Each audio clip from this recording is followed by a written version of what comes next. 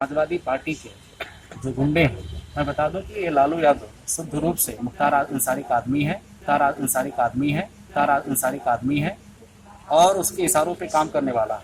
मैं मांग करूंगा, अभी मैं कप्तान महोदय से भी मिलूंगा और इसकी संपत्ति की जांच और मुख्तार अंसारी से संबंधों पे भी मैं बात करूंगा कि इनकी जांच हो और इनके ऊपर मुख्तार के जो संबंध है उन संबंधों को लेकर के इनकी बड़ी से बड़ी कार्रवाई हो।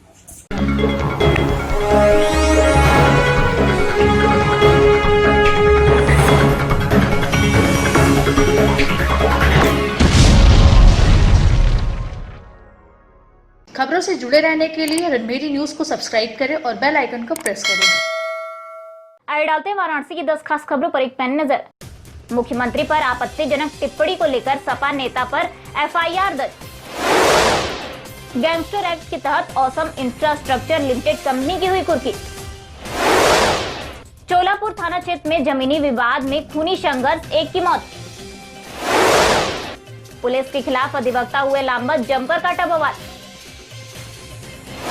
प्रगतिशील मानव समाज पार्टी के कार्यकर्ताओं ने अति पिछड़ों को अनुसूचित जाति में शामिल करने की मांग की। मिशन समाज सेवा ने दिव्यांगों में मास्क व खाद्य सामग्री किया वितरित। गंगा जल का नियमित प्रयोग करने वालों पर कोरोना संक्रमण का प्रभाव कम। पीएम मोदी के तमाम योजनाओं की पोल खोल रहे यह खानाबदोश। मुकदमा कायम करने के बाद भी अपराधी अभी तक पकड़ के बाहर।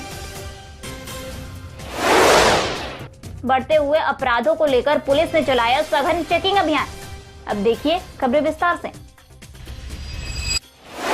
यूपी के सीएम पर आपत्तिजनक टिप्पणी करने के बाद सपा नेता के खिलाफ तहरीर देने थाने पहुंचे हिंदू युवा वाहिनी के कार्यकर्ताओं ने कहा कि हिंदू युवा वाहिनी के मुख्य संरक्षक एवं उत्तर प्रदेश के मुख्यमंत्री योगी आदित्यनाथ को समाजवादी पार्टी एक कार्यकर्ता जिसका नाम लालू यादव है, कोतवाली थाना अंतर्गत रहता है, जो पत्रकारों से संवाद करते हुए माननीय मुख्यमंत्री जी को सार्वजनिक रूप से अपशब्दों का प्रयोग किया, जिसमें उक्त बातों से हिंदू युवा वाहिनी एवं जनता में रोष व्याप्त है।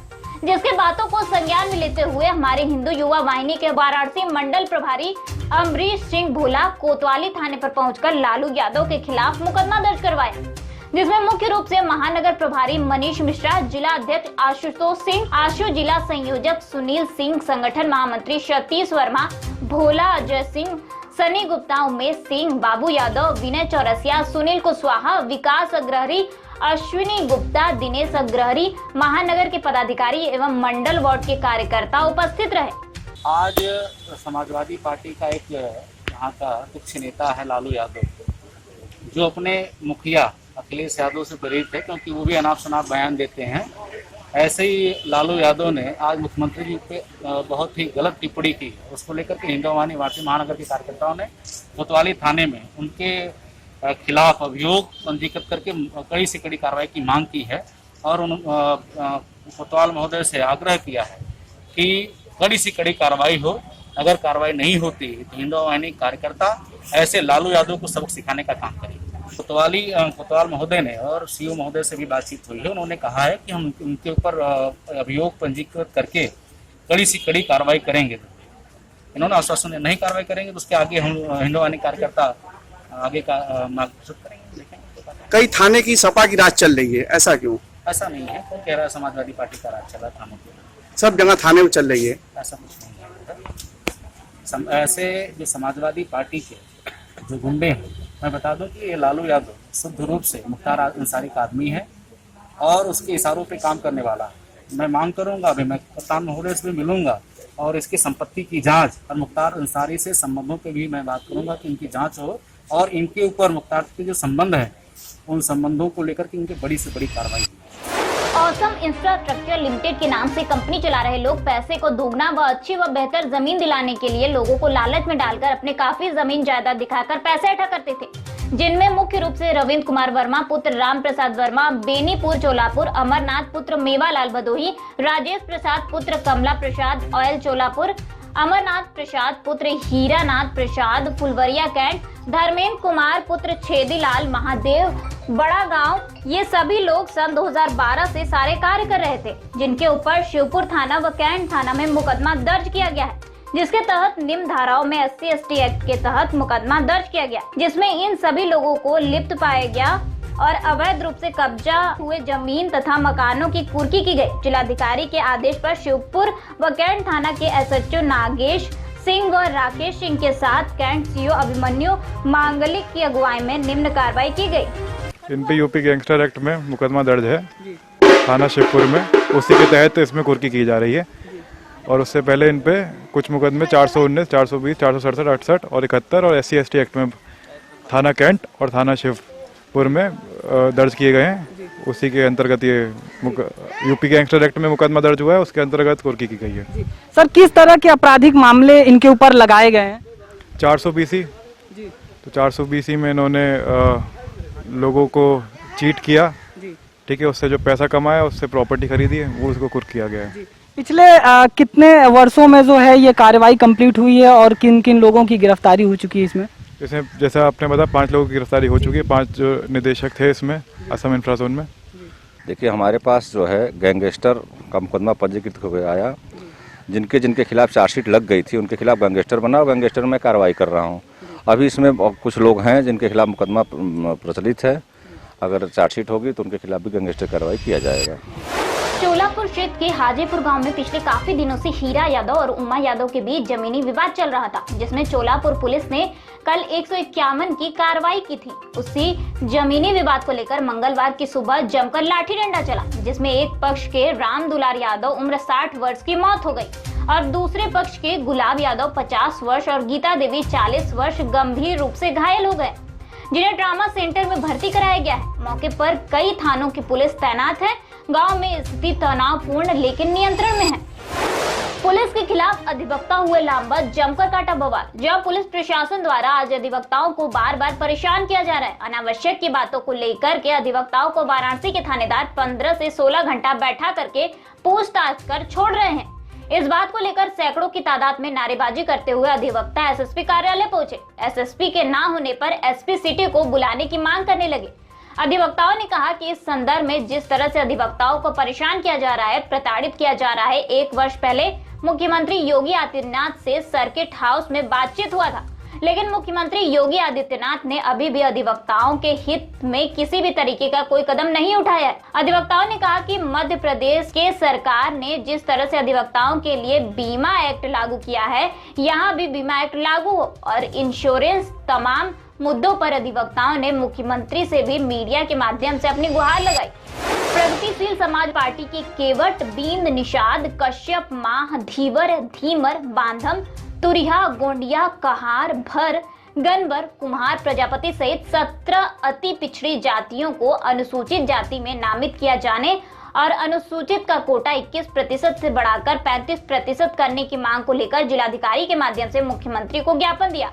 पार्टी के जीत लाल प्रेमी बिन ने मुख्यमंत्री से मांग की है कि युवाओं को रोजगार दिया जाए, समाज के गरीब व कमजोर वर्ग के लोगों के लिए निःशुल्क चिकित्सा व्यवस्था किया जाए।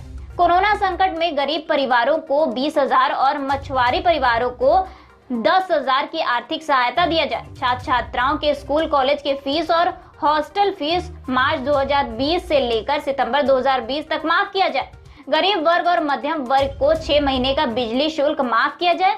सभी छात्र छात्राओं के वैकल्पिक शिक्षा की व्यवस्था की जाए। इस अवसर पर पार्टी के पदाधिकारी व कार्यकर्ता उपस्थित थे। मिशन समाज सेवा के राष्ट्रीय अध्यक्ष व समाज सेवक डंपी तिवारी बाबा ने लालपुर पांडेपुर थाना अंतर्गत क्षेत्र के छोटा लालपुर स्थित सोएपुर में दिव्यांग व्यक्तियों को मास्क व खाद्य सामग्री का वितरण किया। खाद्य सामग्री वितरण में चावल, दाल, नमक, तेल, साबुन, हल्दी, मसाला इत्यादि सामग्री, साथ ही मास्क भी वितरित किया गया। दिव्यांगों को मास्क व खाद्य सामग्री मिलने के बाद सभी के चेहरे पर मुस्कान दिखाई दी। सभी लोगों ने डंपी तिवारी बाबा को आशीर्वाद दिया।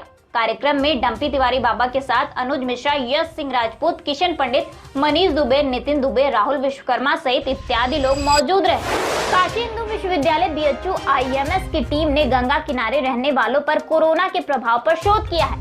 टीम ने जो शोध प्रस्तुत किया है उसमें कहा गया कि गंगा जल का नियमित प्रयोग करने वालों पर कोरोना संक्रमण का प्रभाव 10% है। शोध पत्र को अमेरिका के इंटरनेशनल जर्नल ऑफ माइक्रोबायोलॉजी के अंक में प्रकाशित किया गया है। BHU न्यूरोलॉजी विभाग के विभागाध्यक्ष doctor Rameshwar Chaurasia, neurologist professor VN Mishra की अगुवाई में टीम ने प्रारंभिक सर्वे में पाया था कि नियमित गंगा स्नान और गंगा जल का किसी न किसी रूप में सेवन करने वालों पर 90% लोगों पर कोरोना संक्रमण का असर नहीं है। पीएम मोदी की तमाम वादी योजनाएं केवल कागज तक ही सीमित दिखाई पड़ते हैं। अगर ऐसा नहीं होता तो खाना बदोश लोगों को भी अपना एक आशियाना होता। ठीक ऐसा ही मंजर वाराणसी के कैंट रेलवे स्टेशन के बाहर जीटी रोड पर देखने को मिला। एक और जहां 24 घंटे यह सड़क यातायात से व्यस्त दिखाई देता है, तो वही मौत के साए के बीच चलते फिरते वाहनों के बीच यह खाना बदोश लोगों की जिंदगी गुजर करते दिखाई देते हैं। खाना बदोश लोगों के सड़क पर होने से एक और जहां यातायात प्रभावित होता दिखाई देता है, तो वहीं दूसरी ओर कभी भी बड़े हादसे होने की प्रबल संभावना भी दिखाई देती है। वाराणसी चेतगंज थाना अंतर्गत कुछ ही दिन पहले कबीर चौरा के निवासी पवन यादव को आपसी विवाद को लेकर पवन यादव को मारपीट कर घायल कर दिया गया है और उस सपा नेता दबंग के इशारों पर काम हुआ है और पवन यादव को आपसी परिवार को लेकर मारपीट कर लाठी डंडे से घायल किया। पवन यादव के द्वारा थाना चेतगंज में जमकर मुकदमा कायम करने के बाद भी चेतगंज पुलिस के क्रियाकलापों पर सवाल उठता दिखाई पड़ रहा है। पवन यादव के लहूलुहान होने के बाद भी मुकदमा कायम होने के बावजूद अभी तक अपराधी को गिरफ्तार करने में नाकाम दिखाई पड़ रही है। पुलिस अभी तक कोई कार्रवाई नहीं की और चेतगंज थाने पर मुकदमा कायम है। बढ़ते हुए अपराधों के बीच वाराणसी पुलिस ने चलाया सघन चेकिंग अभियान, जहां वाराणसी में दिन पर दिन बढ़ती आपराधिक घटनाओं को देखते हुए मैदागिन चौराहे पर वाहन चेकिंग अभियान चलाया गया, जिसमें 2 पहिया वाहन 4 पहिया वाहन की तलाशी ली गई। वाहन चेकिंग के दौरान 4 पहिया वाहनों पर लगे ब्लैक फिल्म को भी उतरवाया गया और चालान काटा गया। बताते चले कि अगल बगल राज्यों के साथ ही जिले में बढ़ते हुए अपराध की घटनाओं को देखते हुए प्रशासनिक अधिकारियों के आदेश पर इस अभियान को शुरू की गई है, जिससे कोई भी आपराधिक घटना वाराणसी में ना हो सके। सुबह 9 बजे से लेकर रात 9 बजे तक वाहन चेकिंग अभियान चलाया जा रहा है। प्रशासन भी पब्लिक को प्रेम से समझाकर बता रही है कि आप लोग भी प्रशासन की मदद करें और कोई भी अप्रिय घटना होने से बचें।